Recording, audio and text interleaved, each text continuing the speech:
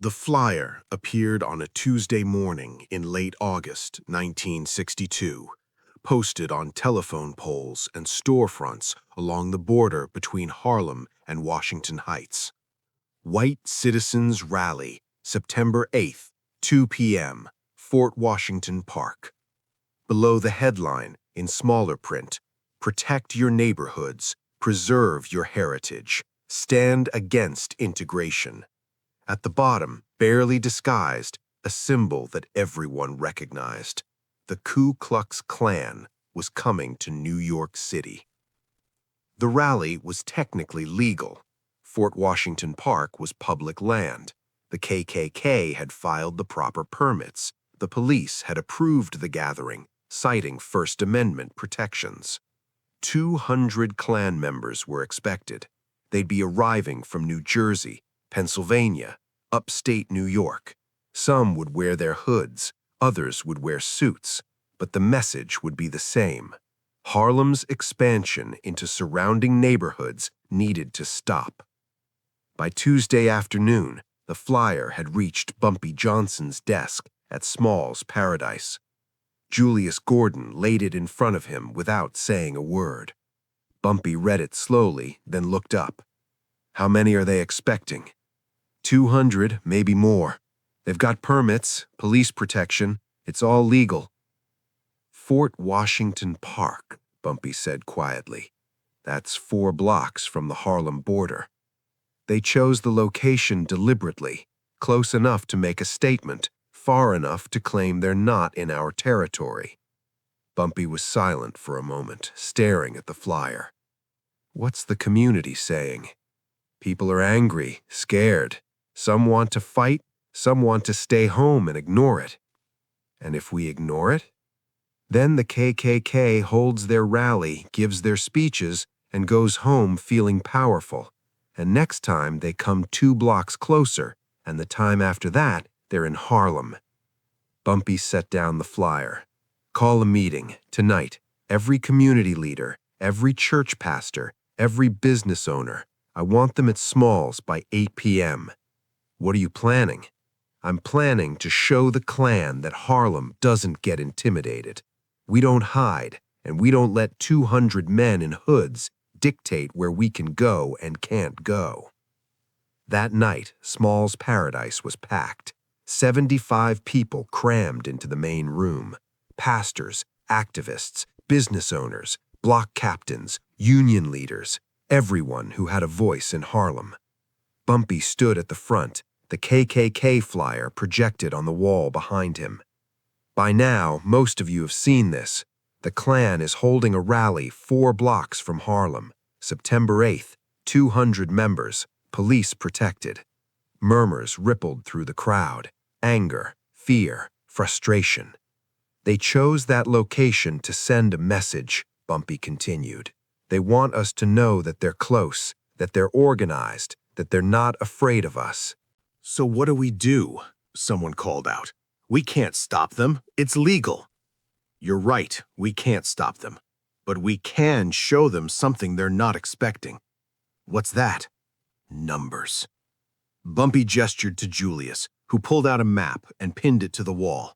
Fort Washington Park, the streets surrounding it, the paths leading in and out.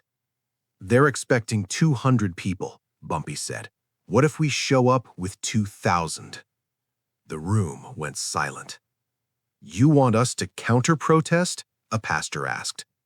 "I want us to be there, peaceful, silent if necessary, but there, in numbers that make it very clear that for every one of them, there are 10 of us." "That could turn violent," someone said. "If 2,000 black folks show up at a Klan rally." "We're not going to their rally. We're going to the same public park at the same public time. We have as much right to be there as they do. More, actually, since we live here and they don't." "The police will side with the Klan," another voice said. "They always do." "Maybe, but if we're peaceful, if we're organized, if we're just standing there in massive numbers, what can the police do? Arrest 2,000 people for being in a public park? They could try." "They won't," Bumpy said firmly. because that would be a bigger story than the Klan rally. And the last thing the city wants is national headlines about police arresting thousands of peaceful black citizens while protecting the KKK. Pastor Williams from Abyssinian Baptist Church stood up. "Mr. Johnson, I appreciate what you're trying to do, but asking people to show up at a Klan rally, even peacefully, that's asking them to put themselves in danger." "I know, which is why I'm not asking anyone to come who doesn't want to. This is voluntary, but I'm going, and I'm bringing everyone who's willing, because the alternative is letting the Klan stand 4 blocks from our neighborhood and tell us we don't belong." He paused, looking around the room. "They think we're scared. They think we'll hide. They think 200 men in hoods can intimidate hundreds of thousands of us. I want to show them they're wrong." Pastor Williams sat down, thinking. Then he stood back up. "Abyssinian Baptist will be there. I'll bring 300 people." Another pastor stood. "St. Philip's will bring 200. A union leader, the Porters Union, will bring 150. One by one, voices called out commitments: churches, businesses, unions, block associations. By the end of the meeting, they had commitments for over 1,500 people. "We need more," Bumpy said. "I want 2,000 minimum. The Klan needs to arrive and see a sea of people. I want them to understand that they're outnumbered 10 to 1. "How do we get to 2,000? Someone asked. "We spread the word. Every church service, every community meeting, every barbershop and beauty salon. We tell people what's happening and why it matters. And we make it clear. This is peaceful. No weapons, no violence, just presence." Over the next 2 weeks, Harlem organized. Flyers were distributed explaining the plan: peaceful assembly, arrive early, stay calm, stand together. Churches held special services about nonviolent resistance. Block captains went door to door recruiting participants. Union halls held meetings about solidarity and safety. The police heard about the counter-protest and sent representatives to meet with Bumpy. "Mr. Johnson, we're hearing you're planning to bring thousands of people to Fort Washington Park on September 8th. That's correct? We're concerned about potential violence. We're planning a peaceful assembly in a public park, same as the Klan. The Klan has a permit. We don't need a permit to be in a public park. That's what public means." The officer's jaw tightened. "If this turns violent, then you'll handle it the same way you'd handle any violence in a public space. But officer, if you're concerned about violence, maybe you should be talking to the Klan about not bringing 200 people to a neighborhood they don't live in to give speeches about racial superiority." The officer left without another word. September 8th, 1962, 11 a.m. 3 hours before the scheduled rally, people started arriving at Fort Washington Park. They came in groups, church congregations walking together, union members in work clothes, families with children, students from City College, professionals in suits who'd taken the afternoon off work. By noon, there were 500 people in the park. By 12:30, there were 1,000. By 1 p.m., there were 1,500. They weren't protesting, weren't chanting, weren't holding signs. They were just there, standing, sitting on the grass, talking quietly, existing in massive, undeniable numbers. Bumpy arrived at 1:15 with Julius and about 50 others. He walked through the crowd, shaking hands, thanking people for coming. "How many do we have?" Julius asked. "At least 1,800, more coming every minute. The Klan is supposed to arrive at 2. "I know. Let's make sure everyone understands, no matter what the Klan says, no matter what they do, we stay peaceful. We don't engage. We just stand here and let our numbers speak for us." At 1:45 p.m., news crews started arriving. Cameras, reporters. They'd expected to cover a Klan rally. Instead, they were seeing something else entirely. A reporter approached Bumpy. "Mr. Johnson, what's happening here?" "We're exercising our right to assemble in a public park. Are you counter-protesting the Klan rally?" We're not counter-protesting anything. We're just here, in our neighborhood, in numbers that reflect the actual community. How many people do you have? Bumpy looked around. The park was packed. Every path, every open space, thousands of people standing together. About 2,000, maybe more. At 1:55 p.m., the Klan arrived. 4 buses pulled up to the park entrance. About 180 people disembarked. Some wore white robes and hoods. Others wore suits but carried Klan insignia. Their leader, a man named Robert Shelton, stepped off the first bus and immediately froze. The park wasn't empty waiting for them. It was full. Completely, overwhelmingly full. 2,000 people, black faces as far as he could see, standing in silence, watching. Shelton's second in command, a man named Wallace, leaned over. "We need to turn around." "We have a permit," Shelton said, though his voice had lost its confidence. "Bob, look at them. There's thousands. If this goes wrong, we're not doing anything wrong. We're here legally." But even as he said it, Shelton understood the situation he was in.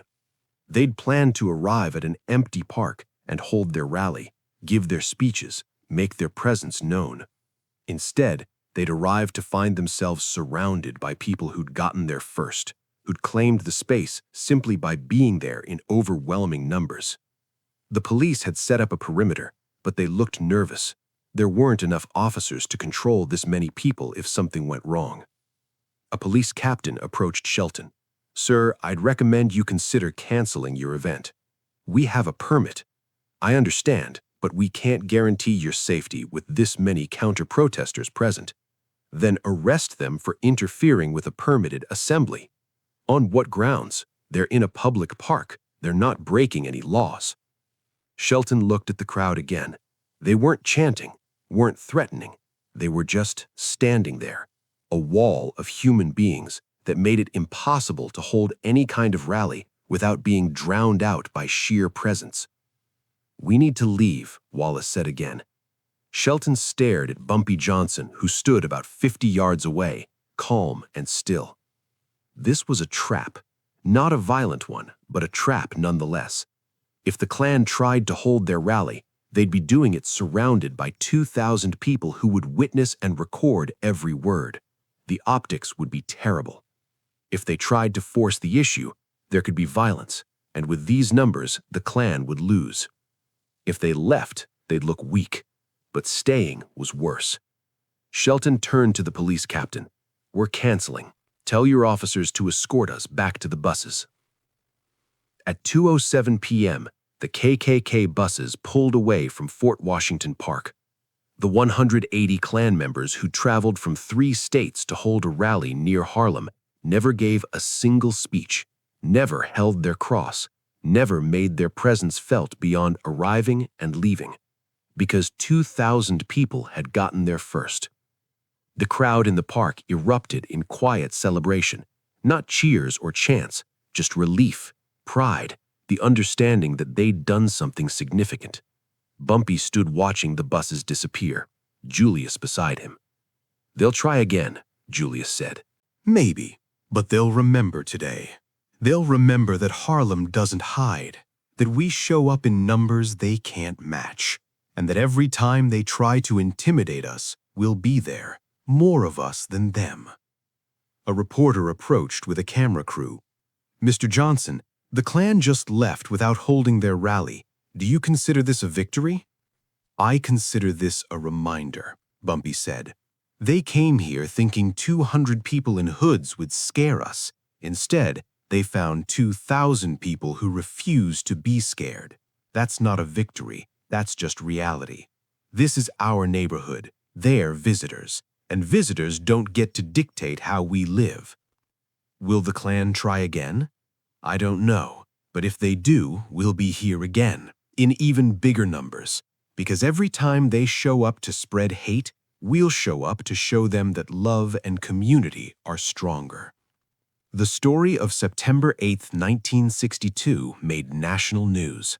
Not because of violence, there hadn't been any. Not because of arrests, there hadn't been news either, but because of something more powerful, a community that had organized so effectively, so peacefully, so overwhelmingly that they'd canceled a Klan rally without throwing a single punch.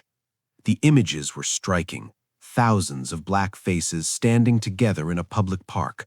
Families, children, elderly people, students, workers, a cross-section of an entire community that had decided they wouldn't be intimidated. The KKK never returned to Fort Washington Park. They never held another rally that close to Harlem, because they'd learned something that September afternoon. Numbers matter. Organization matters. And when a community decides collectively that it won't be intimidated, there's no amount of hoods or hate that can change that. Bumpy Johnson had proven something that day. Power isn't just about what you're willing to do. It's about what you're willing to stand for. And when 2,000 people stand together, peacefully but firmly, they become an immovable force. Years later, civil rights historians would point to September 8, 1962, as an example of effective community organizing. Not the March on Washington, not the Selma marches, but a single afternoon in a New York City park, when Harlem looked at the Ku Klux Klan and said, without violence, without hatred, just with presence, no, not here, not ever. The KKK had expected 200 people to intimidate hundreds of thousands. Instead, they found 2,000 people who decided intimidation wouldn't work anymore. They arrived planning to speak, they left in silence, and that silence was the loudest message of all. Harlem didn't need to fight the Klan. They just needed to show up, in numbers too large to ignore, in unity too strong to break, in presence too powerful to intimidate. And when the buses pulled away that September afternoon, everyone watching understood the same thing. The Klan had lost before they'd even begun. Not because Harlem was more violent, but because Harlem was more. More people, more unity, more determination. More community than the Klan could ever match. And sometimes, in the fight against hate, that's all you need. To be more, to show up, to stand together, and to refuse, collectively and peacefully, to be moved.